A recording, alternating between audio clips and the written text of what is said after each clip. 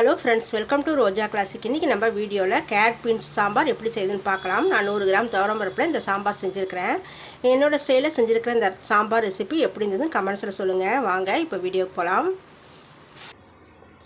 இந்த சாம்பார் செய்கிறதுக்கு நான் 100 கிராம் அளவுக்கு துவரம்பருப்பு எடுத்து வேக வச்சு வச்சுருக்கேன். துவரம்பருப்பில் மஞ்சள் தூள், பெருங்காயத்தூள் சேர்த்து வேக வச்சு வச்சுருக்கேன்.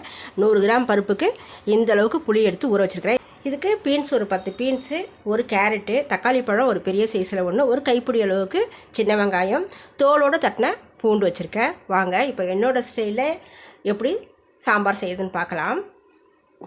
ஒரு 3 ஸ்பூன் அளவுக்கு எண்ணெய் சேர்த்துடலாம். எண்ணெய் அளவாக சூடு ஏறினதும் கடுகு ஒரு 1/2 ஸ்பூன் சேர்த்துக்கலாம். ஒரு 1/4 ஸ்பூன் சீரகம்,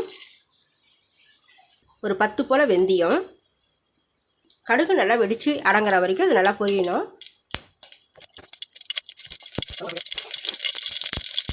கடுகு ஒன்று போல் வெடித்து அடங்கிடுச்சு. சீரகமும் கருகலை. அந்த நம்ம எடுத்து வச்சுருக்கிற வெங்காயத்தை இதில் சேர்த்துக்கலாம்.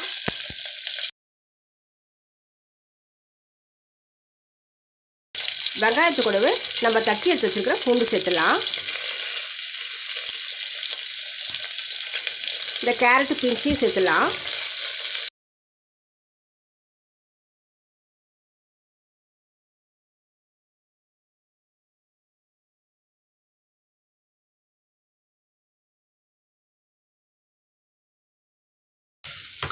கேரட்டும் பீன்ஸும் ஒரு 2 நிமிஷத்தில் வெந்துடும்.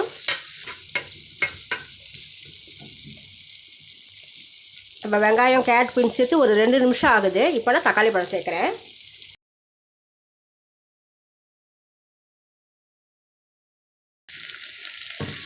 சாம்பாருக்கு பார்த்தீங்கன்னா தக்காளி பழம் ரொம்ப வதங்க வேண்டியதில்லை.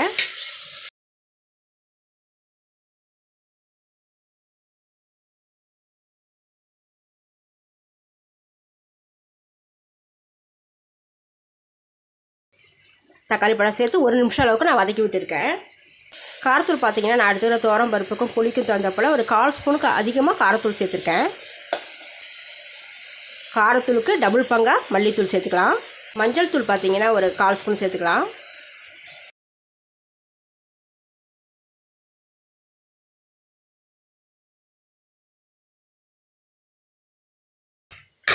சாம்பார் பார்த்திங்கன்னா ரொம்ப காரசாரமாக இருக்கணும்னு அவசியம் இல்லை. காரம் நல்லா அளவாக இருந்தால் தான் சாம்பார் நல்லாயிருக்கும். இப்போ ஒரு தடவை கலந்து விட்டாச்சு. இப்போ நான் வேக வச்சுருக்கிற பருப்பை இதில் சேர்த்துடுறேன்.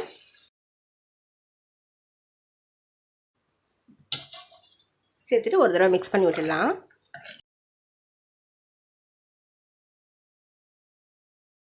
ஒரு 1/2 கப் அளவுக்கு தண்ணி சேர்த்துருக்கேன். சாம்பாருக்கு தேவையான அளவுக்கு உப்பு சேர்த்துடலாம். இப்போ சாம்பார் பொடி சேர்த்துடலாம். நான் எடுத்துருக்கிற 100 கிராம் பருப்புக்கு நான் இந்த அளவுக்கு தான் சாம்பார் பொடி சேர்ப்பேன். நான் சேர்த்துட்றேன். சேர்த்து ஒரு தடவை மிக்ஸ் பண்ணி விட்டுடலாம். இந்த அளவுகளில் நீங்கள் 100 கிராம் பருப்பு எடுத்திங்கன்னா சாம்பார் செஞ்சு பாருங்கள், ரொம்பவே நல்லாயிருக்கும். இப்போ இது நல்லா ஒரு கொதி வரட்டும். அது வரைக்கும் மூடி போட்டு விட்டுடலாம்.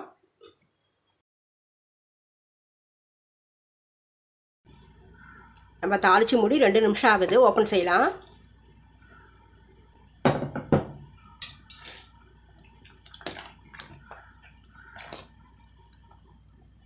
நல்லா சாம்பார் நல்லா கொதி வந்துருக்குது. கேரட்டு பீன்ஸும் நல்லா வெந்து வந்துடுச்சு. இப்போ நம்ம எடுத்து வச்சு புளி கரைசலை சேர்த்துடலாம். இந்த புளியை நல்லா புழிஞ்சு எடுத்துகிட்டு இந்த தண்ணி மட்டும் போதும். நம்ம 2வது தண்ணி சேர்த்து புளி கரைச்சல் சேர்க்கக்கூடாது.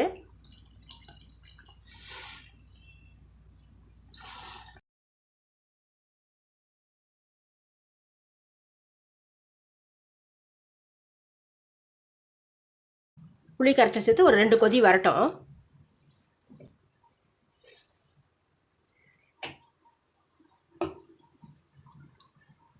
புளி தண்ணியோடைய பச்சை வாசனை போகிற அளவுக்கு நல்லா கொதித்து வந்துடுச்சு. இப்போ பார்த்திங்கன்னா இந்த சாம்பாருக்கு ஒரு தாளிப்பு கொடுத்துடலாம். கடுகு, உளுத்தம் பருப்பு, வரமிளகாய் சேர்த்து கூட ஒரு கொத்து கருவேப்பிலை சேர்த்து தாளிப்பை சாம்பாரில் சேர்த்துடலாம்.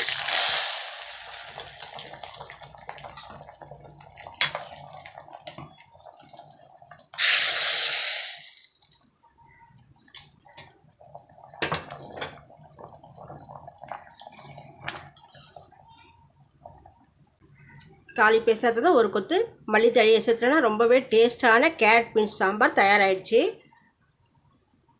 என்னோடய செய்முறையில் நீங்களும் இந்த சாம்பார் ரெசிபி செஞ்சு பாருங்கள். உங்களுக்கு பிடிச்சிருந்ததுன்னா மறக்காமல் ரோஜா கிளாசிக் சேனலுக்கு சப்ஸ்கிரைப் பண்ணுங்கள். தேங்க்யூ.